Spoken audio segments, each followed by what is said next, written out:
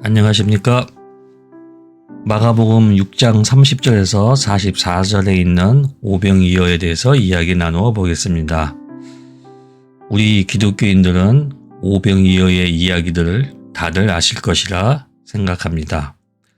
또한 이에 관한 많은 설교들을 들었을 것입니다. 무조건 이 기적을 믿으라 합니다. 예수님의 이 놀라운 이적을 믿으라고 합니다. 과연 우리들이 이 기적을 믿으면 무엇을 알 수 있는지, 무엇을 깨달을 수 있는지, 도대체 무엇을 얻을 수 있는 것인지, 그냥 예수님은 기적을 일으키시는 분이구나. 네, 거기까지입니다. 그럼 우리들은 미신을 믿는 것과 같습니다. 예수님은 졸지에 미신에 있는 그냥 신에 불과합니다. 나한테 그런 기적이 일어나야 하는데 모든 걸 신에 의지하는 맹신자가 되는 것입니다. 예수님이 나한테 그런 기적이 일어나게 하여 주십시오 하고 의지하고 매달리게 될 것입니다. 물론 우리는 하나님께 의지하는 것이 맞지요. 문제는 어떤 것을 의지하는가입니다. 오병이어는 하나님 나라의 계시적 사건인 것입니다. 즉 하나님 나라가 어떤 나라인지를 드러내는 계시적 사건이었던 것입니다. 우리는 예수님의 오병이어 사건을 단순한 이적의 사건이 아니라 그 너머를 봐야 합니다. 그래서 우리들 각자 자신의 경험으로 받아들여야 합니다. 예수님의 사역 3년 반이라는 시간 동안 예수님께서는 저희들 세상의 삶 속에 들어오셔서 함께 동고동락하시며 하나님 나라가 어떤 나라인지를 손수 몸으로 보여주셨습니다.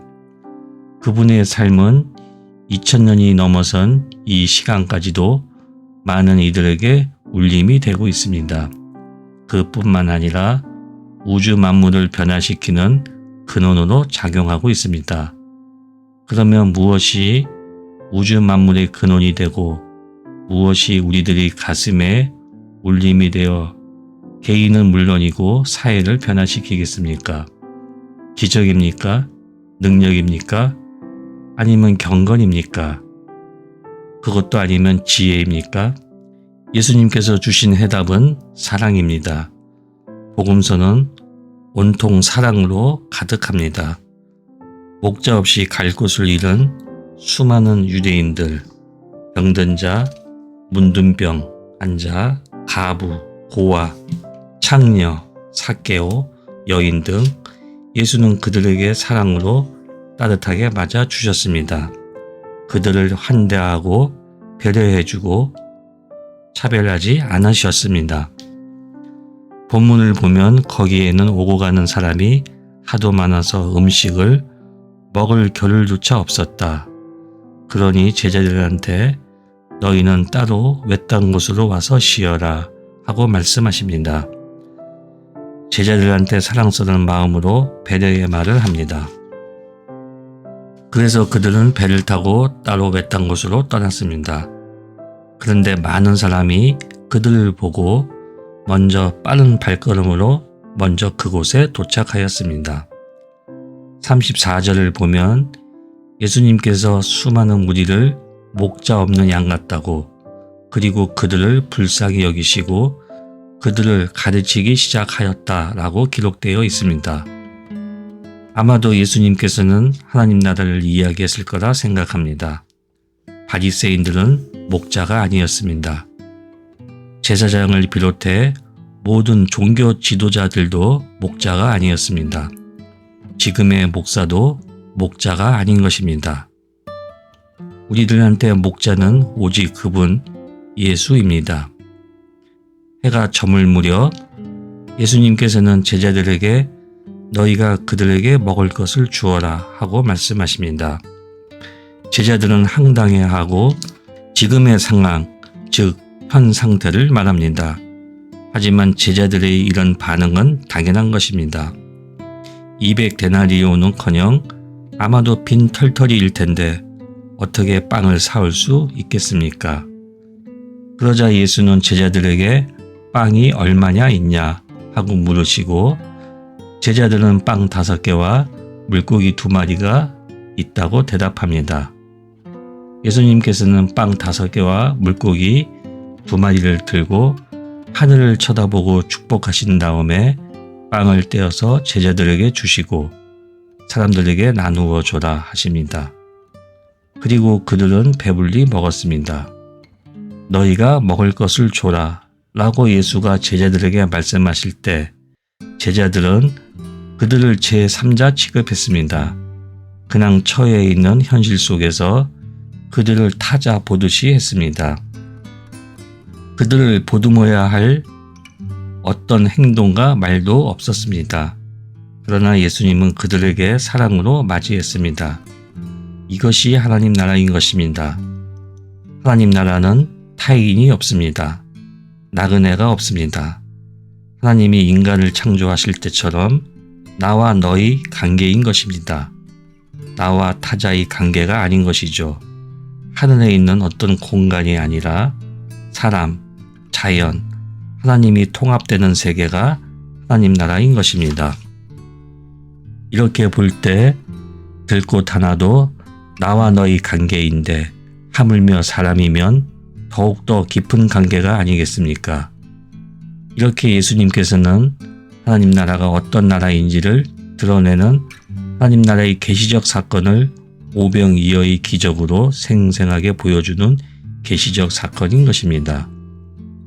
우리는 예수를 통해 임한 하나님 나라가 어떤 나라인지를 성령을 통해 깨닫고 내가 그 나라를 받아들이는 것입니다. 기적 자체를 믿는 것이라기보다는 기적 너머에 있는 하나님과 하나님 나라를 깨닫고 그것을 보는 것이 믿음의 본질이라고 생각합니다. 내가 이해 안 되고 깨닫지 못하는 그 어떤 것을 어떻게 믿을 수가 있겠습니까? 물론 믿음은 이해하지 못하는 것을 믿는 것을 믿음이라고 할 수도 있습니다. 그러나 더 본질적으로 말하면 믿음은 이성과 믿음을 합해야 합니다. 즉 이성의 날개와 믿음의 날개가 있어야 어느 한쪽으로 치우치지 않는 온전한 신앙생활을 할 수 있는 것입니다. 손가락으로 달을 가리켜 달을 보려면 달을 가리키는 손가락이 아니라 손가락이 가리키는 달을 보아야 하지 않겠습니까? 성경의 많은 기적과 신비 같은 영광 이야기가 실패에 대한 그럴듯한 이야기와 설명이 자신에 대한 믿음을 만들어냅니다. 미래의 그 어떤 소망, 보상 같은 추상적 개념을 만들어 현재의 삶을 가두어 버립니다. 그래서 그 현장에 참여하지 못하면 우울함과 불안을 유발하게 되는 것입니다. 믿음과 소망으로 포장된 것은 따르는 자들의 열정을 집결시키고 소속감과 세상에서 중요한 사람, 즉 기독교인이라는 의식을 갖는 것이 목적 없는 유랑과 자기를 비하하는 것보다는 나은 것으로 느껴져서 이것에 만족합니다. 또한 그 소속의 부흥과 행사에서 카타르시스, 행복을 느끼며 만족하여 더욱더 그들만의 일체감을 느끼게 됩니다. 그러나 이 모든 믿음은 비인간적이며 하나님을 부인하는 것임을 스스로 알아차리기란 어렵습니다. 왜냐하면 그들 스스로가 하나님을 믿는 자라고 말하고 믿고 있기 때문입니다. 그래서 그 행복 카타르시스 한가운데에는 아무도 알아차릴 수 없는 악이 이미 있는 것입니다. 그들은 사탄과 싸운다는 명분이지만 결국 그들 스스로가 사탄인 것입니다. 거짓 교회나 거짓 목사의 특징을 잘 살펴보면 그들에게는 항상 대적이 있습니다. 사탄이 그 대적을 뒤에서 조종한다고 말합니다. 그래서 그들은 사탄이 그들을 조종하지 못하게 영적 전쟁을 선포해야 한다고 합니다. 그리고 사탄의 저주와 조종을 받는 집단들을 철저히 배타적으로 밀어내고 상대 집단이 힘이 강할 경우에는 총 걸게 하여 목숨을 걸고 싸우자고 합니다. 이 방법은 히틀러가 써먹던 방법이기도 합니다. 저는 개인적으로 시간이 흐를수록 이러한 거짓 교회들은 없어질 거라 확신합니다. 그러나 아직 그들의 힘은 너무나 강해 보입니다.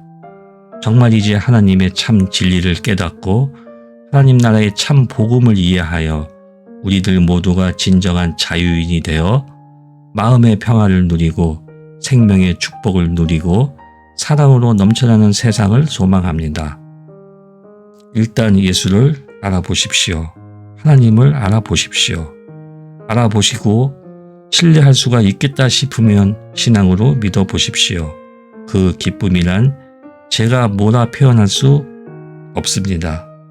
모든 생각과 가치관이 달라짐을 어느 순간 알게 됩니다. 물론 진리를 깨달았을 경우입니다. 이 진리를 깨닫게 되면 즉 성찰에서의 깨달음은 살아있는 즉 참 생명을 느끼게 됩니다. 이것은 백날 얘기해봐야 소용이 없습니다. 본인이 느껴야 하는 것입니다. 거기에도 거짓과 참이 있으니 조심해야 합니다. 저도 착각한 적이 있었거든요. 하였던 신앙이란 우리 숨이 붙어 있을 때까지 해야 합니다. 바울처럼 말이지요. 그러면 언젠가는 그 예수가 자기 안에 있지 않겠습니까? 주 예수의 은혜가 모든 사람에게 있기를 빌며 마치겠습니다. 감사합니다.